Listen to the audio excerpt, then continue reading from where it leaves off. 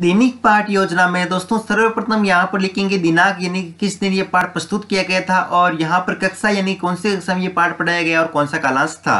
फिर दोस्तों विद्यालय का नाम लिखेंगे जहाँ आप इंटर्नशिप कर रहे हैं, यहाँ पर समय यानी कि कितने बजे से पाठ प्रस्तुत करना प्रारंभ किया, कितने बजे कंप्लीट हुआ और कितने मिनट लगे।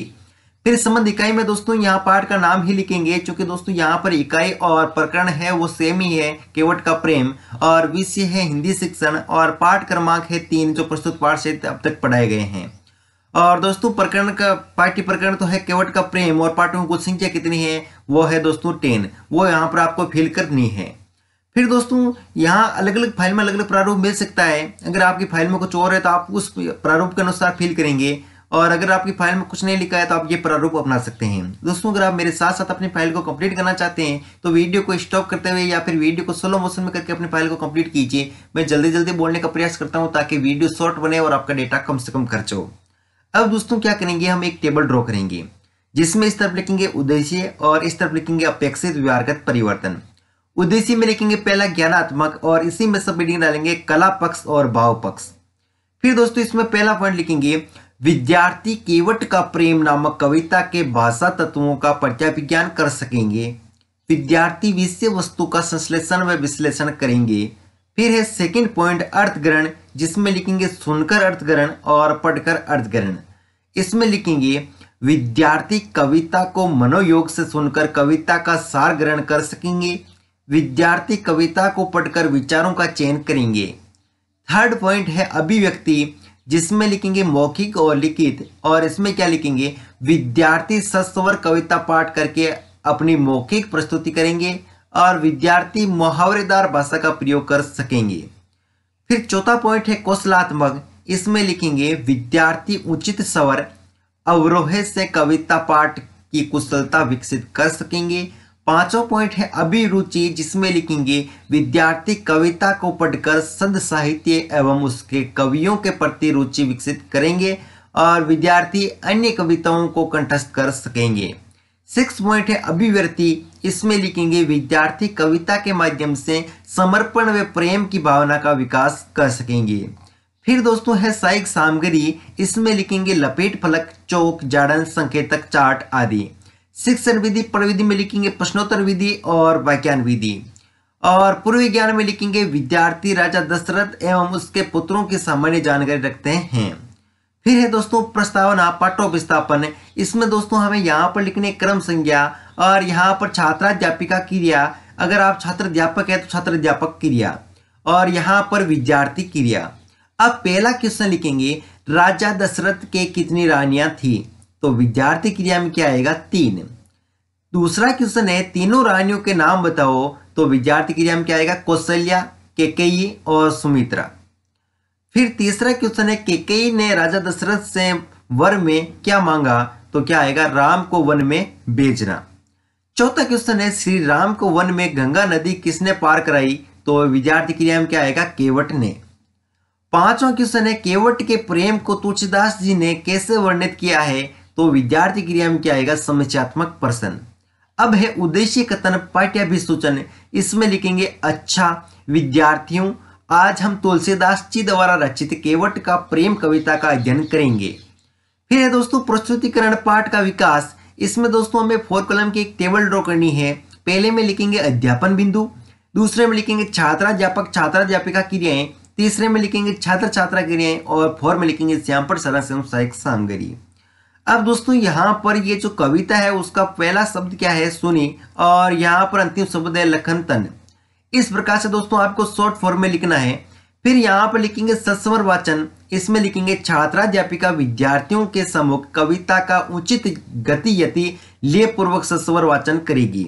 दोस्तों अगर आप छात्र अध्यापक है तो आप उस हिसाब से शब्दों को चेंज कर लेंगे, ठीक है। और छात्र छात्रा के लिए हम क्या लिखेंगे विद्यार्थी मनोयोग पूर्वक सुनेंगे।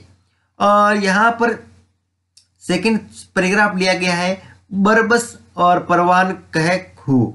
अब यहाँ पर अनुकरण वाचन में लिखेंगे छात्राध्यापिका विद्यार्थियों को शुद्ध स्पष्ट उचित आरोह अवरोह के साथ अनुकरण वाचन करने को कहेगी, और छात्र छात्रा क्रिया में लिखेंगे विद्यार्थी निर्देशानुसार अनुकरण वाचन करेंगे।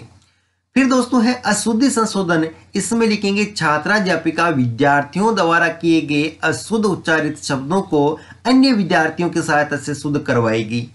और यहाँ छात्र छात्रा क्रिया में लिखेंगे विद्यार्थी निर्देशानुसार शब्दों को शुद्ध रूप से उच्चारित करेंगे। फिर है दोस्तों बोध प्रश्न, इसमें लिखेंगे क्रांतिकारियों की सबसे बड़ी समस्या क्या थी, तो विद्यार्थी क्रिया में क्या आएगा, धन की। दूसरा क्वेश्चन है सरकारी खजाना कौन से स्टेशन पर लौटा गया, तो क्या आएगा, कांकोरी स्टेशन पर। फिर तीसरा क्वेश्चन है किसे पकड़ने के लिए बड़ा इनाम घोषित किया गया, तो यहाँ छात्र क्रिया में क्या आएगा, आजाद को।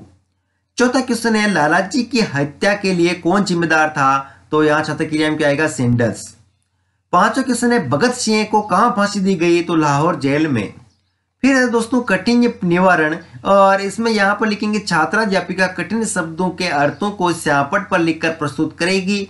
यहाँ पर लिखेंगे शब्द, यहाँ पर अर्थ, तो शब्द में है क्रूरता, तो अर्थ में क्या है, निर्दयता। षड्यंत्र यानी कि साजिश, विक्षुब्ध यानी कि परेशान। फिर दोस्तों यहाँ पर छात्र छात्रा क्रिया में क्या लिखेंगे, विद्यार्थी अपनी अभ्यास पुस्तिका में लिखेंगे, और यहाँ पर श्यामपट सरासर साहित्य सामग्री में यहाँ पर लिखेंगे शब्द और अर्थ। शब्द में बरबस, तो अर्थ में क्या, मुश्किल। और शब्द में लिखेंगे सुरसरी, और इसमें क्या है, गंगा नदी।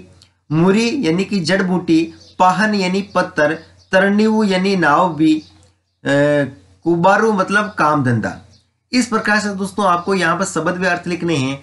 फिर है दोस्तों मौन वाचन, इसमें क्या लिखेंगे छात्राध्यापिका विद्यार्थियों को ध्यानपूर्वक मौन वाचन को कहेगी, और छात्र छात्रा क्रिया में लिखेंगे विद्यार्थी निर्देशानुसार मौन वाचन करेंगे। फिर दोस्तों है यहाँ पर विचारात्मक विश्लेषणात्मक प्रश्न, विचार विश्लेषणात्मक प्रश्न, जिसमें दोस्तों क्या क्वेश्चन करने हैं। तो पहला क्वेश्चन है सभी दलों ने किसका विरोध किया, तो छात्र छात्रा क्रिया में क्या आएगा, साइमन आयोग का। दूसरा क्वेश्चन है आजाद और सुखदेव कहाँ बैठे थे, तो अल्फ्रेड पार्क में।